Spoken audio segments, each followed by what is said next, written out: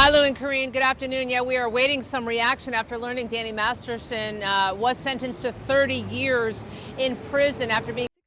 Danny Masterson was once the rebel icon of a hit sitcom, a Hollywood insider with fame, fortune, and a powerful network behind him.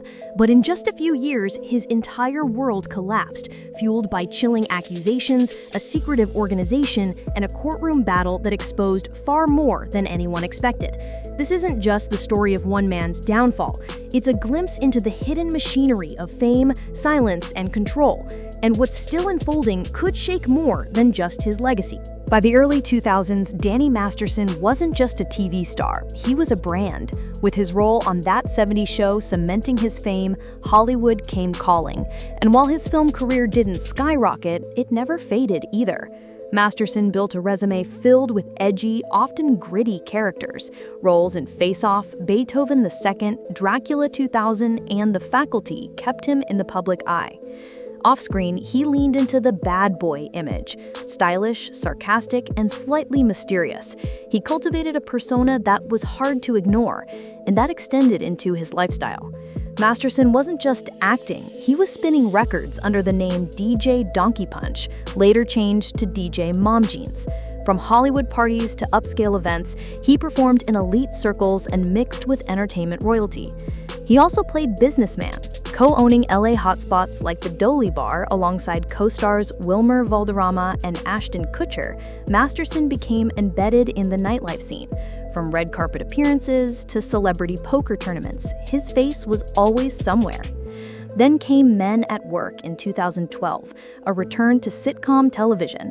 For 2 seasons, he played Milo Foster, further proving his versatility. But the real reunion happened in 2016. Masterson was back with Kutcher on the Netflix hit The Ranch. Fans saw it as a nostalgic comeback. Industry insiders saw it as a smart move.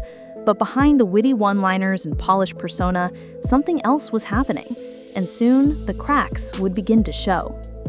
While Danny Masterson thrived in Hollywood spotlight, another powerful force was quietly shaping every part of his world: Scientology. Masterson wasn't just affiliated, he was deeply embedded.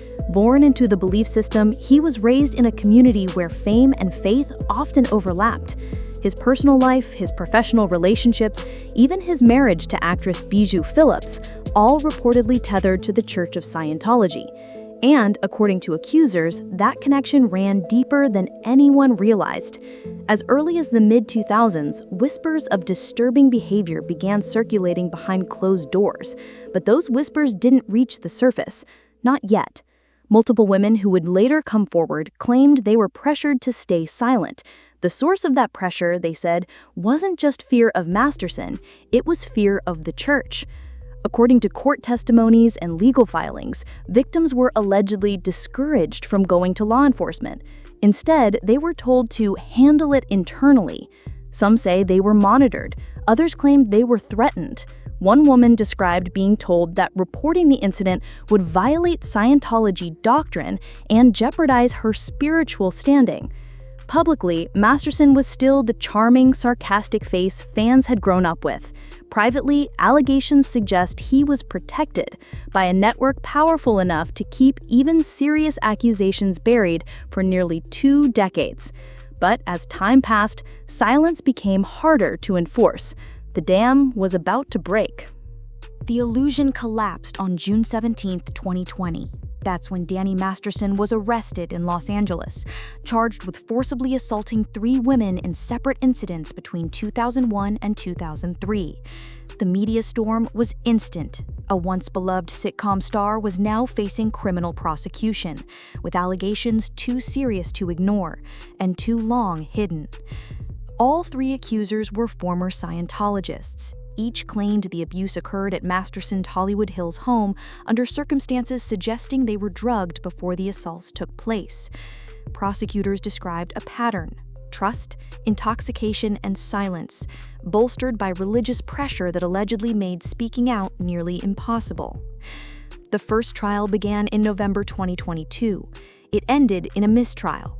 The jury couldn't reach a unanimous verdict, but the controversy didn't end there.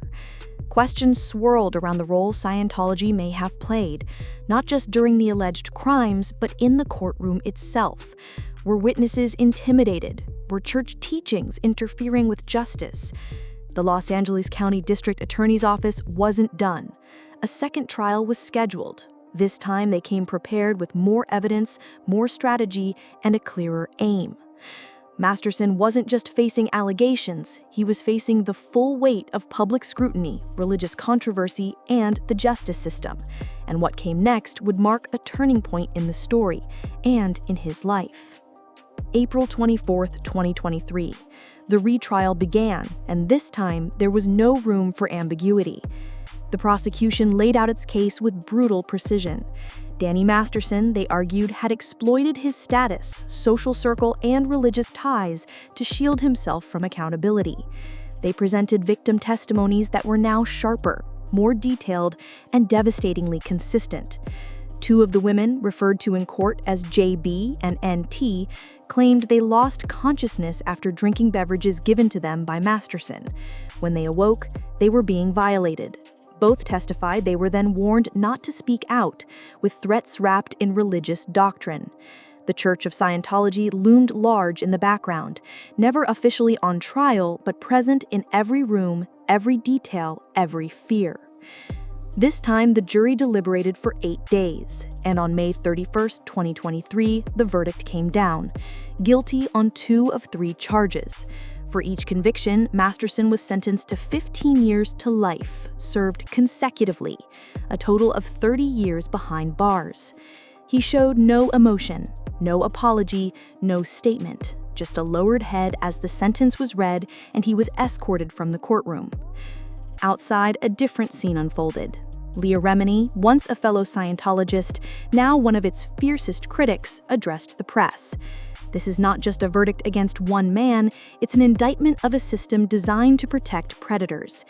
It was a rare moment of reckoning, not just for Danny Masterson, but for the institutions that stood silently beside him for years.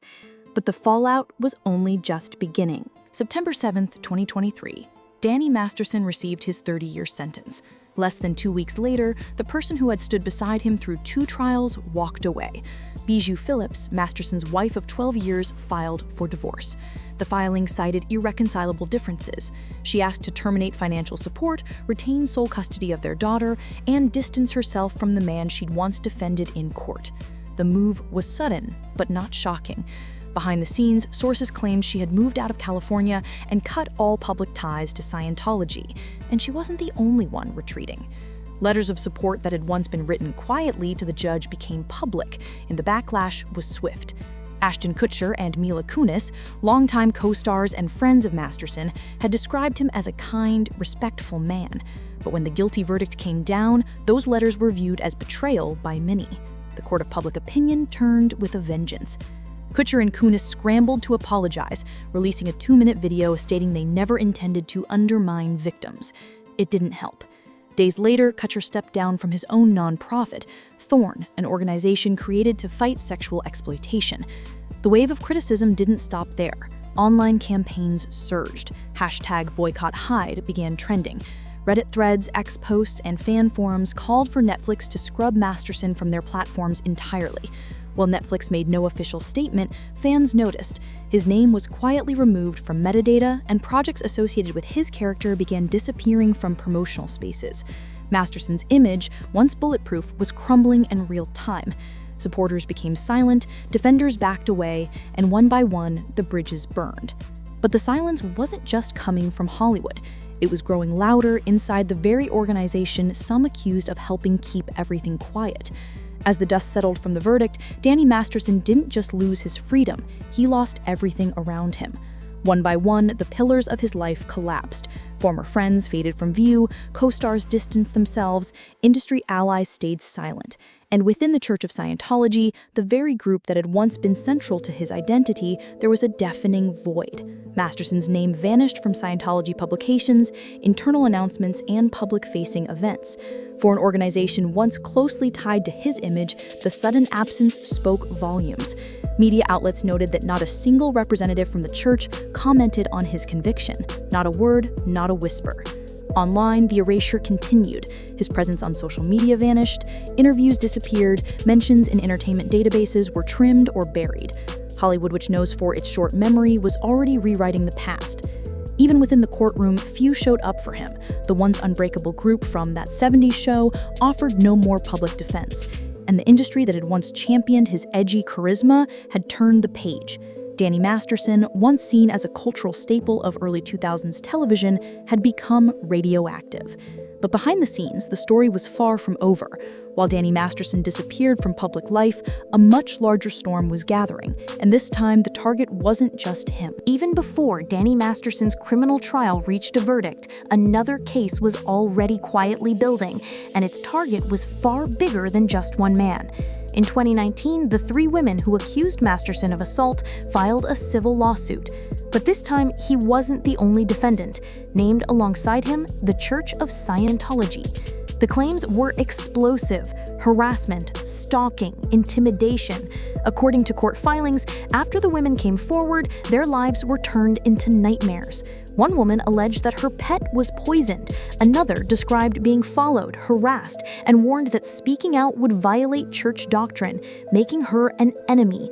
These weren't random acts, the lawsuit argued. They were part of an orchestrated campaign, what some call fair game, a controversial Scientology policy long criticized by former members. According to leaked documents and former insiders, the policy permits aggressive retaliation against anyone deemed a threat to the church. Scientology fought back, attempting to push the case into internal arbitration, a private process dictated by church rules. But in 2022, a California judge rejected the move. The reasoning: the alleged harassment occurred after the victims had already left the church. That meant the case would proceed under state law. It was a massive legal blow for Scientology, and it opened the door to a rare public reckoning. For decades, critics had accused the church of shielding powerful members, intimidating whistleblowers, and operating outside the reach of traditional justice. Now, under the scrutiny of the court, those accusations could be tested and proven. The trial is expected to begin by the end of 2025, and with it, the potential to expose internal documents, communications, and a system of silence that may have protected Danny Masterson for years. But even before the civil case sees its first witness, more cracks have already begun to form. As the criminal case concluded and the civil trial loomed, a new revelation triggered alarm bells and added fuel to suspicions of a deeper cover-up. On June 7, 2023, the court uncovered a serious breach. Danny Masterson's attorney had improperly shared internal case information with Vicky Potter-Bresky, a lawyer known for her past work defending the Church of Scientology in multiple lawsuits. The connection wasn't just inappropriate, it was potentially dangerous. The court acted swiftly. Emergency sanctions were placed on Masterson's legal team. Sensitive documents were sealed. Observers began to ask, was this a legal misstep or another coordinated effort to shield the church from exposure? Legal Ramini didn't hesitate to weigh in. This trial isn't just about one man, she said. It's about what happens when an organization places itself above the law and uses belief as a shield for abuse. It was a statement that resonated far beyond the courtroom. Legal experts pointed out that the leaked materials, the interference claims, and the repeated efforts to redirect proceedings into private arbitration all followed a troubling pattern, one eerily similar to the tactics described in Scientology's own fair game doctrine. And while the church publicly dismissed the situation as a smear campaign, its silence on the Masterson case continued. No press releases, no statements, no denials, just absence. The breach was more than procedural. It added another layer to an already murky case, one where the boundaries between individual guilt and institutional complicity were beginning to blur. But as the legal chaos spread outward, Masterson's world kept shrinking. His last hope now rested far away from cameras, courtrooms, or co-stars, behind prison walls. By early 2024, Danny Masterson's future was no longer being debated in courtrooms. It was confined to concrete walls. He was transferred to the California Men's Colony, a low to medium security prison in San Luis Obispo, on February 19th. The move followed safety concerns at his previous facility, Corcoran State Prison, which housed high-risk offenders. Now under special monitoring, Masterson is isolated from the general population, a precaution reserved for inmates vulnerable to targeted attacks or who attract high-profile attention.